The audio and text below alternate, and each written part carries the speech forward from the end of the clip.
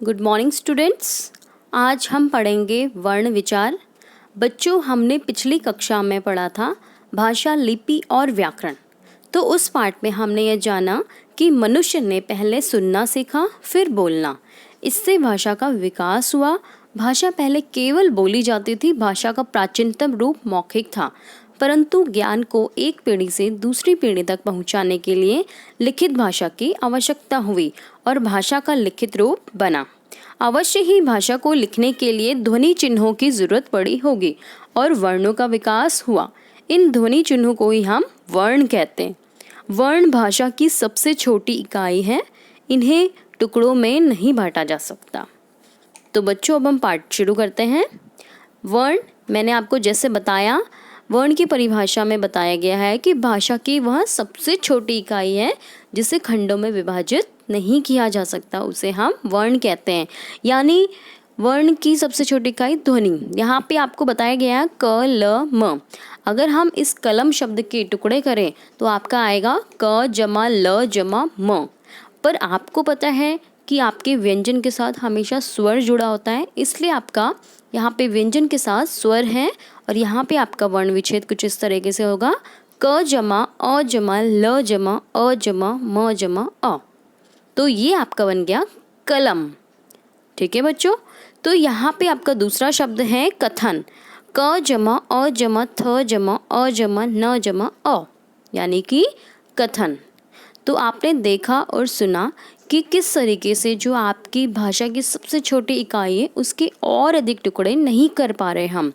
यानी कि जो आपकी ध्वनि है क जमा अ, तो क्या हम इसके भी टुकड़े कर पा रहे? नहीं। अगर आपका स्वर से कोई शब्द है, वर्ण है, जैसे कि अ, तो अ के हम टुकड़े कर पाएंगे? नहीं। वह उसको हम टुकड़ों में विभाजित, भागों में विभाजित नहीं कर सकते। आगे बढ़ते हैं। वर्ण की विशेषताएं। वर्ण ध्वनि चिन्हों का लिखित रूप है। ध्वनि, अगर हम मुख से कोई ध्वनि निकालते हैं म, तो म के साथ अ का साउंड भी आता है, म प्लस अ। वर्ण को खंडित नहीं किया जा सकता। यदि आपका वर्ण च है, आपका च जमा अ, तो हम उसको और टुकड़ों में विभाजित नहीं कर सकते। ठीक है, और उसके टुकड़े हम नहीं कर पाते हैं। अलग अलग भाषाओं में वर्णों का रूप, संख्या तथा उच्चारण अलग अलग होता है। ठीक है, तो अब हमारे लिए ये भी जानना आवश्यक है कि आपके वर्ण कौन से होते हैं। वर्ण बच्चों, आपके स्वर वाले जो वर्ण हैं वो भी आपके वर्ण हैं, जो आपके व्यंजन वाले वर्ण हैं वो भी आपके वर्ण कहलाएंगे। यानी कि आपकी स्वर और व्यंजन दोनों को मिला के आपके कुल संख्या वर्णों की है 52, यानी कि 52। आपको ये हमेशा याद रखना है, वर्ण आपके 52 हैं। यहाँ पे कुछ और उदाहरण मैंने दिया है सूरज का। स जमा उ जमा र जमा अ जमा ज जमा अ, यानी कि सूरज। अगला उदाहरण है आपका फ जमा उ जमा ल जमा अ, यानी कि फूल। र जमा आ जमा घ जमा अ जमा व जमा अ, यानी कि राघव। अब बच्चों, यहाँ पे आपका सूरज, पहला वाला एग्जाम्पल देखिए, उसमें सूरज में आपका स पे बड़े ऊ की मात्रा है, इसलिए आपका ऊ यहाँ पे बड़े वाला ही आएगा। फ पे आपका बड़े ऊ की मात्रा है, इसलिए आपका फ के साथ में बड़ा ऊ रहेगा।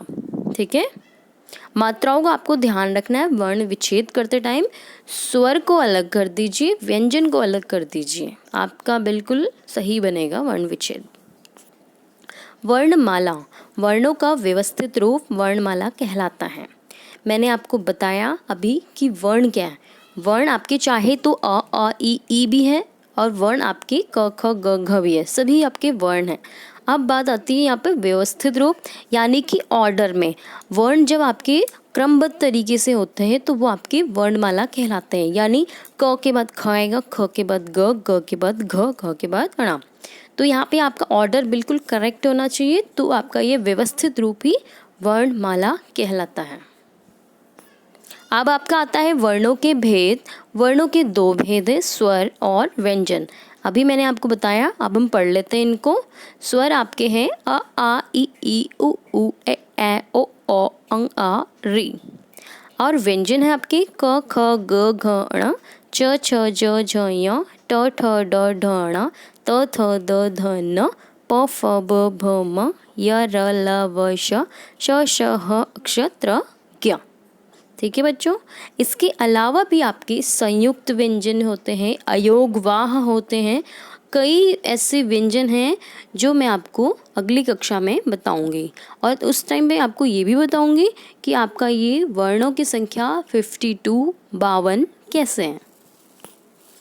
स्वर वे वर्ण जिनके उच्चारण में किसी अन्य वर्ण की आवश्यकता नहीं पड़ती, उन्हें हम स्वर कहते हैं। यानी कि जब आपके स्वर हैं वो स्वतंत्र ध्वनियाँ हैं, उनको बोलते समय हमें किसी और वर्ण की आवश्यकता नहीं पड़ती।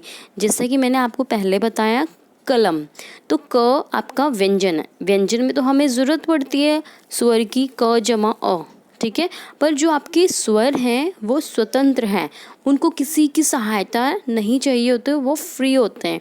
अ जमा मतलब अगर आपका अ है तो आपका अ ही रहेगा, अगर कोई व्यंजन है तो उसके साथ अ जुड़ेगा।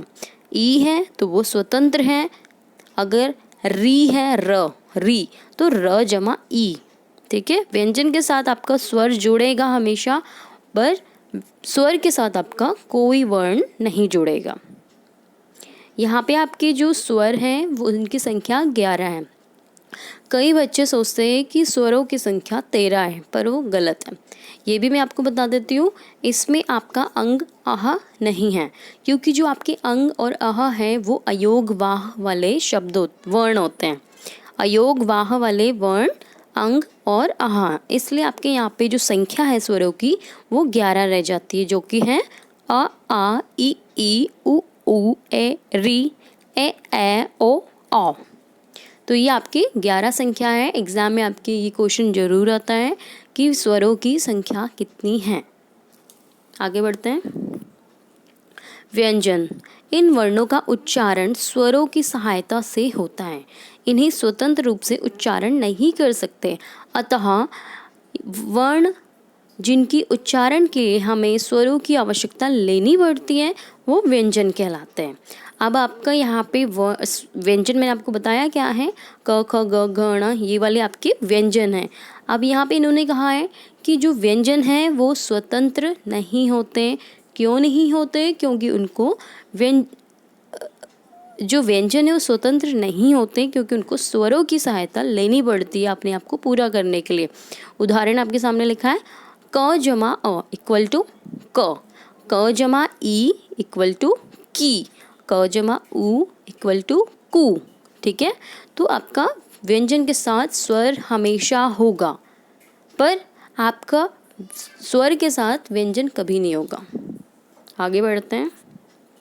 स्वर और व्यंजन में अंतर, मैं इतनी देर से आपको बता रही हूँ तो आई थिंक आपको समझ आ गया होगा कि स्वर और व्यंजन में अंतर क्या है, तो हम आसानी से उसको पहचान सकते हैं और इसकी डिफरेंस को हम अच्छे से याद भी कर सकते हैं। पहला है आपका स्वतंत्र, स्वर स्वतंत्र ध्वनियाँ हैं, और जबकि व्यंजन आपकी अस्वतंत्र ध्वनियाँ हैं, क्योंकि हमें उसमें स्वर में किसी वर्ण की सहायता नहीं लेनी पड़ती, और व्यंजन में हमें उसको बोलते समय स्वर की सहायता लेनी पड़ती है। स्वरों के उच्चारण में किसी अन्य वर्ण की सहायता की आवश्यकता नहीं पड़ती, यही बात मैंने आपको बताया। व्यंजन का उच्चारण स्वरों की सहायता से ही होता है।